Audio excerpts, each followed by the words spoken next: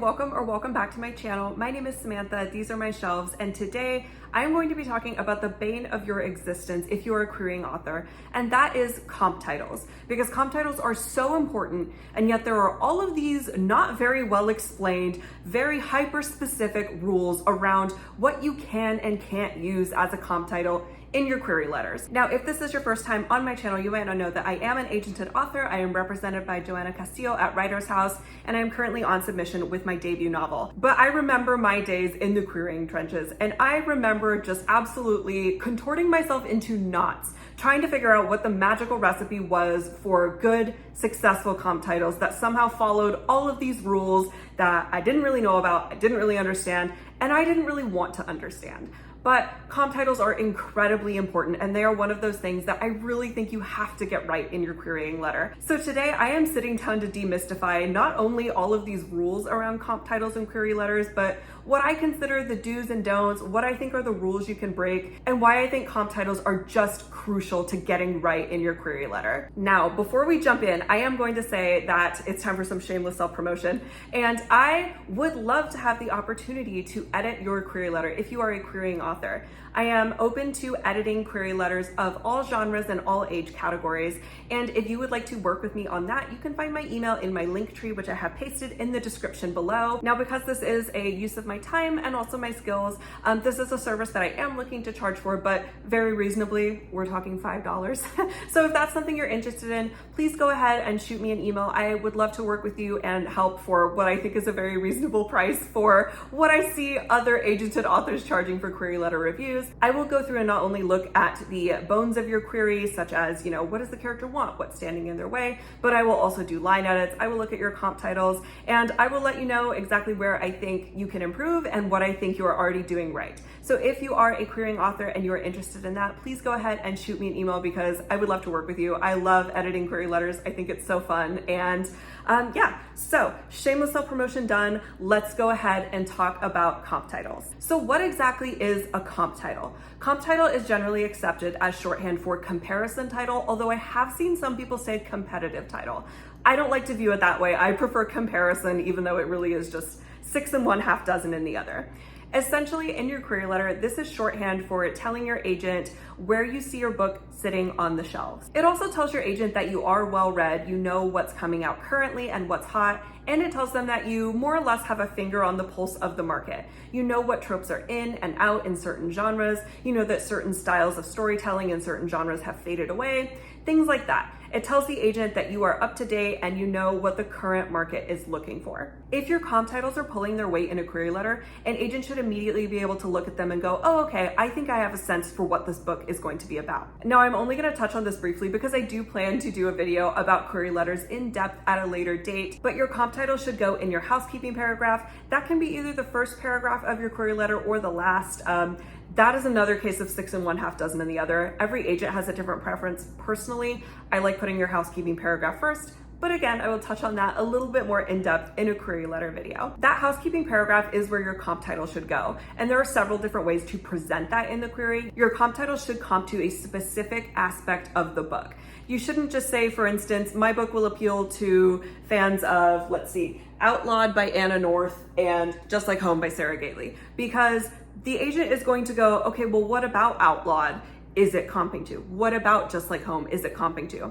The setting, the plot, the tone, the theme. So I haven't read either of those books. That is actually my TBR shelf. But you should say something like, it will appeal to fans of the Western setting in Outlawed who also enjoyed the serial killer parent in Just Like Home. And again, I have not read those books, but they were convenient and that is why I grabbed them. But the reason you would present the information like that is because it is specific and it paints the agent a clearer picture.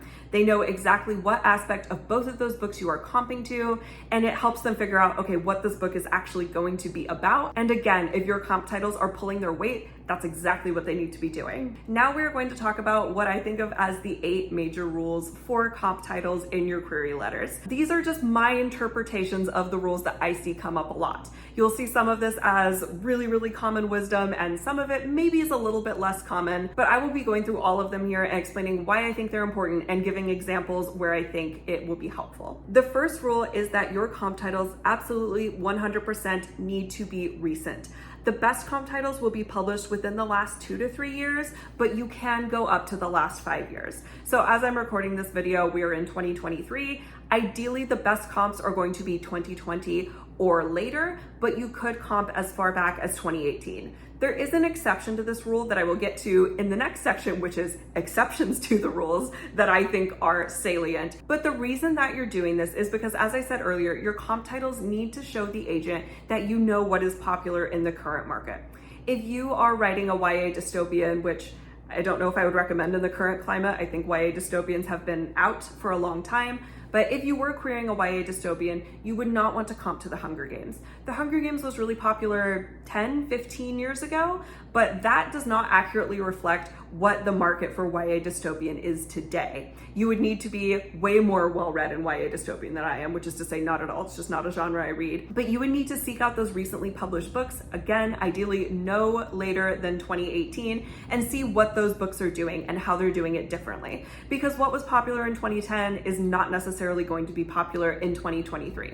Now this goes for me too, as a suspense and thriller writer. One of the biggest inspirations for my book was Sharp Objects by Gillian Flynn, one of my favorite books of all time. Absolutely, please read it. It is Gillian Flynn's best work. I know everyone loves Gone Girl, but Sharp Objects is the best. In most circumstances, I would not comp to Sharp Objects, and I will give my little exception in the later section of this video, because that book came out in 2004. Okay, it's been almost 20 years, and while some of the tropes there are evergreen, the woman returning to the small town, the missing and dead girls, things like that, those are always going to be staples in the suspense thriller genre, but the book is just too old to make an effective comp on its own. It does not show the agent that I am well read in what is currently popular, and that's a failing on the part of my comp titles if they can't do that. The second rule is going to probably seem very obvious, but if you are a regular in certain subreddits like r/pubtips, you will see this come up. Your comp titles need to be in the same age group and the same genre as your manuscript. If you are writing an adult fantasy, don't comp to a YA fantasy. Those are different age groups. The audiences want different things. And again, you're not telling the agent that you are well-versed in what's currently popular. I think the part about comping to books in the same genre is a little bit more self-explanatory. Let me go ahead and give an example of that. I was working on something recently that was actually not mystery, thriller, suspense. It was a contemporary book, which is very different to what I normally write. And it centers around a sapphic relationship. Obviously, I need to seek out adult contemporary books centering around sapphic relationships. I shouldn't use something like The Disenchantment by Celia Bell. The Disenchantment came out in 2023, so it is a recent release. Celia Bell is a debut author. She's not super well known. This book is not super popular, but this is historical fiction, and the audience that I am trying to reach with adult contemporary is not the same as adult historical fiction. So again, that's my comp title, not really pulling its weight, and it's telling the agent that I haven't done the reading and the research necessary to know that there are books out there similar to my own. And let's dovetail from that into rule number 3. Remember how I said The Disenchantment is not a super popular book? That's really important because rule number 3 is do not comp to something that is a huge runaway bestseller. Do not comp to something like It Ends With Us by Colleen Hoover. As a mystery suspense thriller writer, I would not comp to something like The Girl on the Train by Paula Hawkins. Not just because it's too old, but again, it had a movie made. It was just in 2016, 2017. That was the only thing the mystery suspense thriller girlies were reading. But I also wouldn't comp to something like The Silent Patient, which I have not read, but I know is hugely popular. My girlfriend also really loves that book. And I wouldn't comp to something like All the Missing Girls by Megan Miranda. Those books are so popular. And that also means, no, you cannot comp to something like The Hunger Games. You cannot comp to Harry Potter. And let's be real, in the year of our Lord 2023, we can leave TERFs like J.K. Rowling behind. I'm just gonna say it. Those books are so singularly successful, it almost comes across as pompous. It's like you're saying, I can be the next Colleen Hoover. And maybe you can. Maybe you write the next big book that is just all over Book Talk and Bookstagram, and you make millions of dollars, and you come back to this video and you tell me to shove it. And that is great, and I hope that happens for you. But statistically speaking, the odds of that happening are pretty low. So to come in and say, well, I am going to recreate the success of this book that has just absolutely blown the hell up everywhere, does come across as really pompous. And again, it tells the agent that you are not reading widely enough. If you are only reading the huge bestsellers that everyone is reading, hot take, but you need to be expanding your reading taste, especially if you are a querying author. You need to be reading those debuts, you need to be reading those books that fly under the radar, because the odds of one of those books being a good comp title for your book is so much higher than a lot of these huge hits that top the New York Times bestsellers list. We've already dovetailed once, but we're gonna dovetail again into the next rule, which is that ideally you should comp to a book that is written by a debut author. Now, this is one that I think is a little bit fuzzy. I do think there is some room to kind of play with this rule, but the general thinking behind it is I can't comp to Gillian Flynn because she is so successful that she could write a treatise on coal mining and people are gonna buy it. She could publish her recipe book and people are going to buy it. I am not Gillian Flynn. I don't have the luxury of writing on my name and being able to write whatever. Because when you are that successful, traditional publishing is more willing to break the rules and give you a longer leash because you've already made them a monetary return on investment. And I know that's a very mercenary way of looking at traditional publishing, but I quite frankly think that's the only way to look at it. So until you are that wildly successful author who can just slap your name on anything and know it will sell, like a Gillian Flynn, like a Colleen Hoover, like a Taylor Jenkins Reid, you really need to pull back. I would really recommend making it a point to avoid those authors that are already huge bestsellers. I'll go more into detail a little later about why I think this rule has more wiggle room than the others, but if an author is hugely, wildly successful and they've already written 7 books, don't comp to that 6th or 7th book, because by that point, they have been given so much freedom. They know whatever they write is going to sell. You don't really have that luxury while you're querying as a debut author. The 5th rule is one that I think is non-negotiable, and that is any book that you use as a comp in your query letter needs to be traditionally published. Self-publishing is a completely different animal to traditional publishing. There are basically no rules. I think of it as the Wild West of publishing, and I'm not an authority there. I am not self-published. I have no interest in self-publishing. I don't read a lot of self-pub books, but that's mostly because I don't read books that are popular in self-pub. That tends to be a lot of sci-fi, fantasy, like mafia romance, dark romance, things like that. It's just not my speed. But there are certain genres that do a lot better in self-publishing than tradpub. And if you are comping to a book, let's say you wrote a mafia romance, that doesn't have a huge footprint in traditional publishing. And if you start looking for comp titles and you notice that all of them are self-pubbed, that needs to raise a bit of a red flag, because that's telling you that traditional publishing doesn't really have an appetite for what you're putting out. And that's not a bad thing. Self-publishing is 100% completely valid. I am not one of those tradpub people who looks down my nose at the people who self-pub. For some people, it is absolutely the better choice, again, especially if you're writing in certain genres. But a self-pub book does not have to play by basically any of the rules that a tradpubbed book does. So that is something you absolutely need to be mindful of. Your comp titles need to be traditionally published. They don't necessarily have to come from a big 5, but they do need to be traditionally published. They need to be a book that odds are you're going to be able to find at your local Barnes & Noble. Rule number 6, and this is one that also might seem self-explanatory, but please don't comp to books that you have not read. You need to read the books you are comping to. I think there is precisely one exception to this that I will expand on. But if you read the synopsis of a book and you're like, oh yeah, that sounds like my book, and then you comp to it, and the agent has read that book and they know what that book is actually about, you could end up looking really dumb. You need to actually do the homework and read the book if you think it's going to be a good comp title. Rule number 7 is an interesting one, and it is not one that I have dealt with personally, but you can use exactly one comp that is not a book. You can use another piece of media if you do it really carefully. If there's a really hot show that's streaming and you're like, oh my God, that would be perfect. Like my book is so similar to Yellow Jackets, for instance. you can absolutely comp to Yellow Jackets, but you need to do it in tandem with 2 other book titles that follow all of the rules. I think this is one that some people will disagree and say like, no, absolutely not. Do not comp to other forms of media. But I think if you are packaging it with 2 other books that really stringently follow all of these rules, I think it can be okay. But it's also a good way to communicate to an agent that you know what people are looking for right now. I'm not sure if there are any concrete rules here, but I would imagine that if you are comping to another form of media, it needs to be fairly recent. For instance, maybe don't comp to something like The Sopranos. It did end 15 years ago.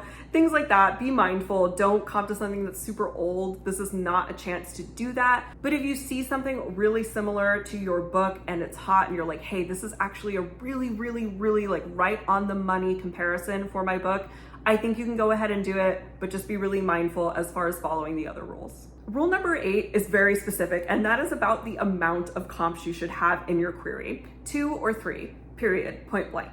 1 comp title is not enough. And when you start to get into 4, 5, I've even seen 6, it becomes incredibly muddled and you are losing the plot. You are going to lose the agent. This is why you'll often see comp titles in query letters formatted as X meets Y, the blank of X combined with the blank of Y, because you're melding those 2 ingredients and ideally creating something new. 1 comp title is just simply not going to be enough. I think most people have the problem in the other direction where you will just start loading comps on comps on comps.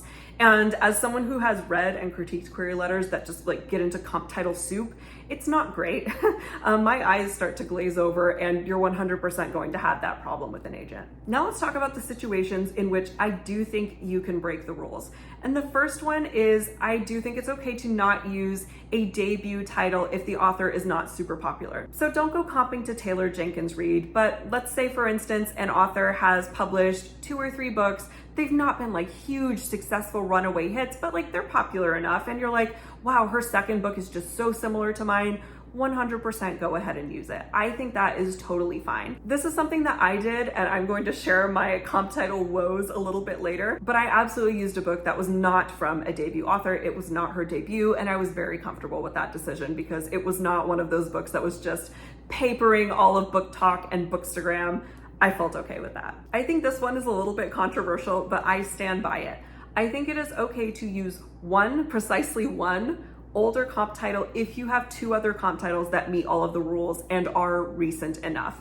I would go for those 2 other comp titles being really recent, like not 5 years, but the last 2 to 3 if you're going to go this route. I mentioned earlier that Sharp Objects was a huge inspiration for my book and would have been the perfect comp title for me. And if I could go back now, I would include Sharp Objects in my query letter. And that's because my other 2 comp titles I queried in 2022 were very recent. They were 2020 and I believe 2021 respectively. So I think if I had used those 2 comp titles and coupled them with Sharp Objects, that would have been okay. I would not have just done Sharp Objects or just done Sharp Objects and one of my recent comp titles. I ended up leaving Sharp Objects behind because it was so old and because that one rule is like the cardinal rule of querying. It had been beaten into me. But if I could go back in time now, I would absolutely comp to Sharp Objects, but I would add it with my other recent comps. So if you have an older comp that was like a huge source of inspiration and you're like, God, this is just right on the money, but it's 10 years old, do your homework.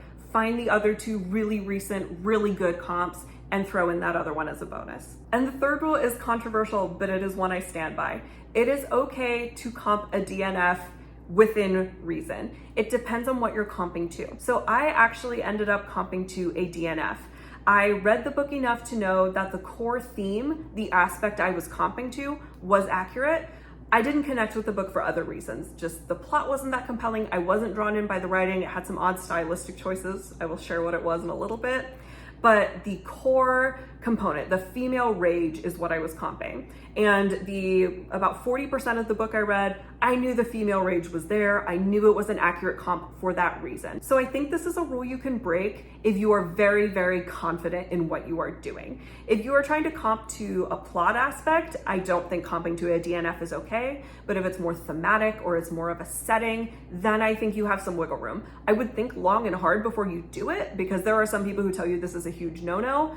I think it's okay within reason. So now that we've gotten all of those terrible pesky rules out of the way, let me tell you all about my comp experience. The two books that I ended up comping to for my debut suspense novel was Lisa Taddeo's Annabelle and Alexis Scheitkin's Saint X.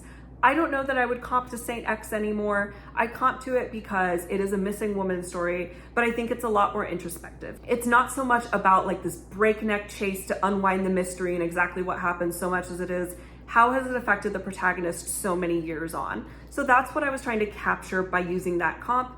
I think now I would look for something a little different, but it did its job. I queried in 2022 and that was a 2020 debut. But my other comp, Lisa Taddeo's Animal, definitely broke some rules. Not by a debut author, I believe, maybe not. I don't remember if that was Taddeo's first work of fiction. I know she published 3 Women before this, which I also DNF'd, but I comped to Animal because of the female rage. And that comes through so strongly in the book, very unapologetically. And I love that Taddeo was able to do that.